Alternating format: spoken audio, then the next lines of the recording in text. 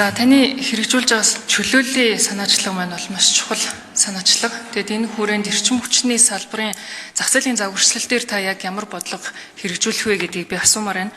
Яагаад тэгэхээр эрчим хүчний зохицуулах хороо маань өөрөө бие даасан үйл ажиллагаа хэрэгжүүлнэ гэд хуулиндаа заасан байдаг. Үе үеийн ерөнхий сайд нар энийгээ бол биелүүлдэггүй байсан юм аа.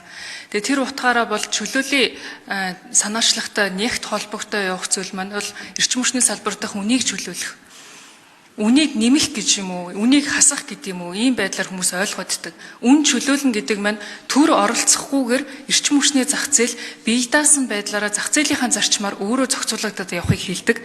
Тэгэхээр та энийг бас ойлгож байгаа хүний хувьд өөрөө ерөнхий сайдаар томилогдох гээд сууж байгаа хүний хувьд анх удаадаа одоо эрчим хүчний зохицуулах хорог бие даасан байдлаар нь ажилуулж өгөөч гэж хүсмээр байна. За энэний дараагаар төрийн өмчт компаниудын одоо ашиг алдагдaltaй холбоотой байна.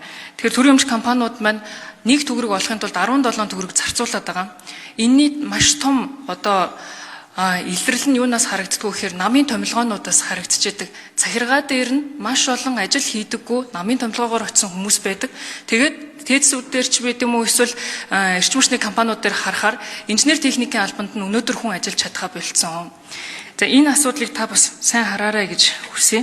Тэгэд эрчим хүчний салбарт бид нар мөнгө байхгүй гэж хэлээд идэг. Тээц 3, 4 дээр маш том ослууд гарснаас болоод өнгөрсөн өвөл дулаангүй, цахилгаангүй лага бариад Улаанбаатарчууд өвөлдсөн. За тэгээд бид нар жинхнээсээ мөнгөгүй болоод л ингэж байгаа мүү гэд харахаар энэ 9 сараас хойш нийтдээ 2 сарын хугацаанд 26 оны 2 сарын хугацаанд 465 тэрбумыг туулын хурдны зам барих төсөлд цаасанд зориулаад манай нийслэл гаргачихсан байна. Тэгээ бид нар мөнгөгүй гэдэгт би бол итгэхгүй байгаа шалтгаан энэ байгаа. За яагаад тэгж ийнэ гэхээр өнөөдөр болохоор арчилсан намын бүлэг дээр туулын хурдны замтай холбоотой техник эдийн засгийн үндэслэл болон судалгаануудтай танилцъя гэд нээлттэй хилцүүлэг хийсэн байгаа. Тэгэд энэ хилцүүлийн хүрээнд бол маш олон эрдэмтэн судлаач за тэгэд энэ салбарын хүмүүс үгээ хэлсэн. Гэтэл энэ хүмүүс үгээ хэлснийхэн төлөө террористууд болж байна. Энэ хүмүүстэй хамт бас улсын их хурлын гишүүдэнд байр суурь илэрхийлсэн гишүүн болгоных нь өөдөөс Нямбатар дарга ямар нэгэн байдлаар чичилж, загинж, ууралж, зандарч байна. Энэ тал дээр Монгол Ардын намын даргын хувьд та ямар арга хэмжээ авах вэ? Бид бүхэн бол мэдээллийн ил тод нээлттэй болох судалгаа дээр байгаа тоонууд чинь бодит амьдралтай нийцэхгүй байна гэдэг шаардлагыг гаргаж тавьж байгаа. Энэ бол зарчмын шаардлагууд байгаа. Тэр энэ дээр таны байр суурийг бас сонсомоор байна. За авчрал дарга. Та их хурлын даргын захирамжаар эцэг гишүүн, зэнгүүн гишүүн нараар ахлуулсан энэ ажлын хэсгийг байгуулсан. Тэгээ өнгөрсөн хугацаанд бол одоо манай эрчим хүчний салбарын хөгжил дэвшлийн талаар бас дэвшилтийн санаа оноо уралдуулж байгаа манай гишүүд нэлээдгүй бас ажилласан.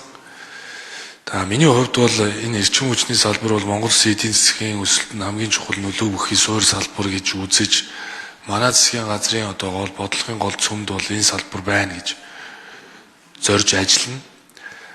Тэгээ эрчим хүчийг аль болох бага өртөгтэй байлгах, нөгөө талаасаа салбар одоо тасралтгүй найдвартай байх, зардлыг бүрэн бүрдүүлэх нь зайлшгүй. Тэгээ цаашдаа бол энэ салбарт энэ либералчлах бодлогыг одоо дэмжин төрийн оролцоо багтаа өрсөлдөөн зах зээл рүү шилжих эрх зүйн орчныг бүрдүүлэх чиглэлээр бол дэмжиж ажиллана.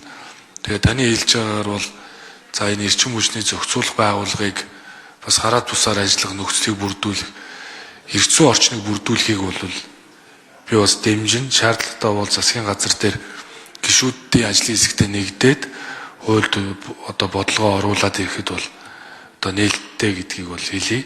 За мэдээж олон жил ингэж явж ирсэн хэдиж бид бол үнэн гүйцэгдэж өвөл гал алдаж байна.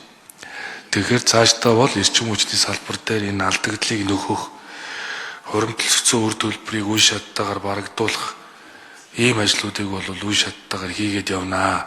За дээрэс нь сэргийгтийнхаа эрчим хүчний төслүүдийг дэмжих ийм одоо тодорхой бодлогуудыг бол энэ ногоон хөгжлийн чөлөөлтийн хүрээнд хийж хэрэгжүүлнэ гэдгийг бол бас хэлье. Тэгээ нэг талаасаа үедэж цаашдаа бол эрчим хүчний үн тарифыг бод дүртөгтөн нийцүүлэх л одоо бидний зорилго учраас үүнд анхаарал хандуулна.